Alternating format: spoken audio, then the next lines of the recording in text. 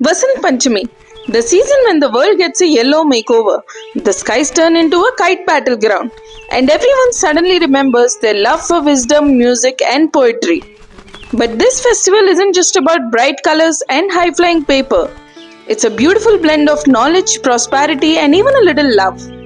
So fluff up your feathers and let's glide into the wonders of Vasant Panchami. My curious friends, let's gather around. Today, we aren't just talking about a festival, we are unfolding a saga of wisdom, prosperity, and love. Vasant Panchami has been celebrated for centuries, and its roots run deep in mythology. Ever wondered why knowledge, wealth, and romance all come together on this day? Well, let's spread our wings and soar through the three great legends that make this festival so special. Long, long ago, when the world was still taking shape, everything was, eerily silent. Can you imagine? No music, no words, no wisdom, just emptiness. Lord Brahma, the creator, thought, this world needs some intelligence. And so, from his divine thoughts, he created Maa Saraswati, the goddess of wisdom, music, and learning. With her veena, she gifted the world melody. With her knowledge, she brought wisdom. And with her presence, she filled the universe with speech. And so, Vasant Panchami became the day we celebrate learning, creativity, and intelligence by worshipping Maa Saraswati. That's why students honor her, artists seek her blessings, and even I, your wise feathery friend, never forgets to say a prayer before hooting my knowledge away. Saraswati Namastubhyam Varade Kamarupini Vidyarambam Karishyami Siddhir Bhavatu Me Sada. Now, did you know that in some places, Vasant Panchami is also called as Shri Panchami? Shri means wealth, and who better represents wealth than Maa Lakshmi? In many regions, people worship Lakshmi on this day, praying for abundance and prosperity in their lives. Businessmen and traders perform special poojas hoping for a golden year ahead. After all, wisdom and wealth go hand in hand. Even the smartest bodha needs a good tree hollow to live in, right? Namastestu Mahamaye Sripithe Surapujite Sankachakra Gada Haste Mahalakshmi Namostute. And now, my feathery heart flutters as we reach the story of Madana Panchami. This one is all about love and, a little divine mischief. After goddess Sati's tragic departure, Lord Shiva went into deep meditation, completely detached from the world. But the gods were worried. Without Shiva, balance was lost, and they needed him to return to his divine duties. So they turned to Kamadeva, the god of love. With a sugarcane bow and arrows of mango blossoms and jasmine, Kamadeva bravely aimed at Lord Shiva to awaken his emotions. Well, that didn't go as planned. Shiva startled from his meditation, opened his third eye and poof, reduced Kamadeva to ashes. Now, this isn't just a sad story, it's the story of ultimate sacrifice for love. Kamadeva risked his very existence to help the gods restore cosmic balance by awakening Shiva. Though he was burned to ashes, his act was one of the selfless love, ensuring the union of Shiva and Parvati, which was destined to bring balance back to the universe. But worry not, later, thanks to goddess Rati's deep devotion, Kamadeva was resurrected, not in physical form, but as the very essence of love in this universe. As an eternal force of love that lives within every heart, every emotion, and every act of kindness, love became immortal. This idea is deeply woven into Indian traditions, where love isn't just about grand gestures, it's about devotion, sacrifice, and the unseen bonds that connect us all. In ancient India, people celebrated Madanotsava, a festival dedicated to Kamadeva with songs, flowers, and joyous gatherings. They honored the idea that love is not just about attraction, it is an eternal force that binds the universe together. So whether it's through poetry, devotion, or a simple act of kindness, love continues to blossom, just like the mustard fields in spring. Love is truly in the air on Vasant Panchami. Alright, enough chit-chat. Time to flutter ahead and explore why Vasant Panchami is linked to spring. Buckle up, my feathery friends.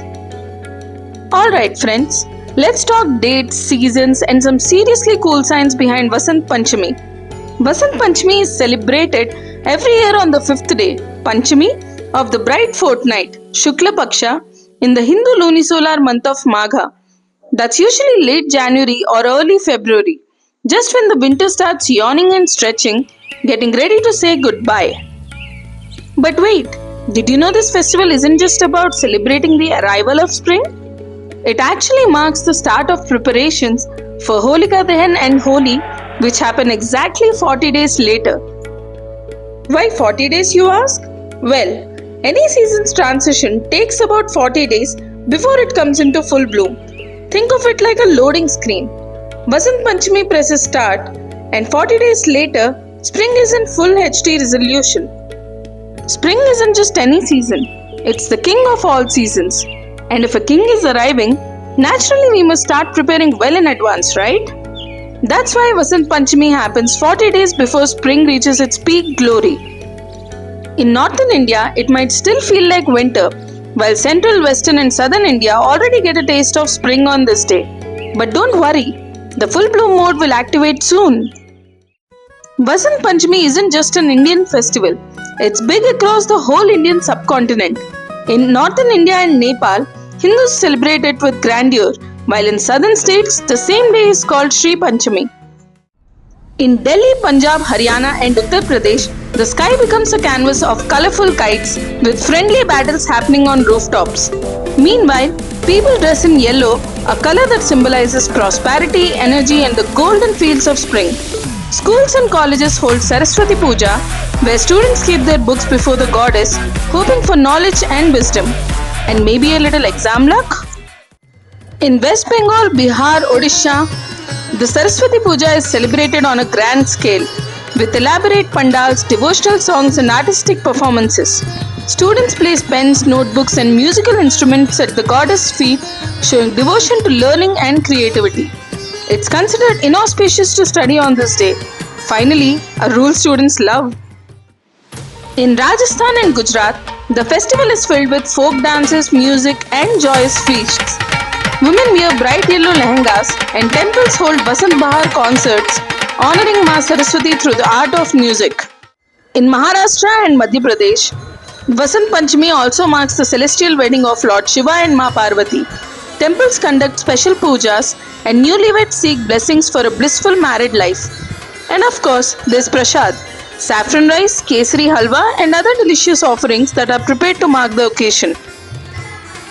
In Andhra Pradesh, Karnataka, and Tamil Nadu, Vasant Panchami is called Sri Panchami, where along with Maa Saraswati, people also worship Maa Lakshmi for prosperity. Business owners perform special Lakshmi pujas, praying for success in their financial year. For Punjab, Vasant Panchami is a high-energy celebration. People dance bhangra, enjoy makke di roti and sarson da saag, and visit gurudwaras for community feasts called langars. In Nepal, schools and colleges shut down and students offer pens, books, and ink pots to Maa Saraswati for blessings in education. Temples like Swayambhunath and Pashupatinath are filled with devotees seeking wisdom and success. In Bali, Indonesia, Vasant Panchami is celebrated as Hari Raya Saraswati, marking the start of 210-day Balinese Paukorn calendar. Schools and temples hold special rituals where books and learning materials are offered to the goddess in gratitude. Now that we know the origins and when and how we celebrate Vasant Panchami, there is one thing that we can say for sure, that Vasant Panchami is not just a festival, it's a feeling. And let me now tell you how I celebrate this beautiful day. I wake up bright and early, take a refreshing bath, and dress up in my finest yellow attire. Because, well, when nature is blooming in gold, why shouldn't I? Next, it's time for prayers. I place my books before Maa Saraswati, seeking wisdom and knowledge, and my precious jewelry before Maa Lakshmi, praying for prosperity and well-being. With folded wings, I perform the puja with deep devotion. The day is filled with happiness, devotion, and togetherness as I spend time and dine with my loved ones, celebrating the spirit of Vasant Panchami. As the evening arrives, I take a peaceful walk through nature, watching the fields swaying in the breeze and soaking in the beauty of spring. Vasant Panchami is not just about rituals, It's about embracing wisdom, prosperity, and the joy of new beginnings. And there you have it. Vasant Panchami is a festival that welcomes spring, celebrates wisdom, and brings prosperity. From Saraswati Pooja in Bengal to kite flying in the north, from music in Rajasthan to Lakshmi Puja in the south, this festival unites us all in joy and devotion. So, my dear friends, whether you're seeking knowledge, prosperity, or simply enjoying the beauty of spring, Vasant Panchami has something for everyone. Until next time, stay wise, stay curious, and keep soaring high. What special ritual do you follow on Vasant Panchami? Let me know in the comments below. Like, share, and subscribe to both our hoots for more interesting videos on Indian culture and legacy.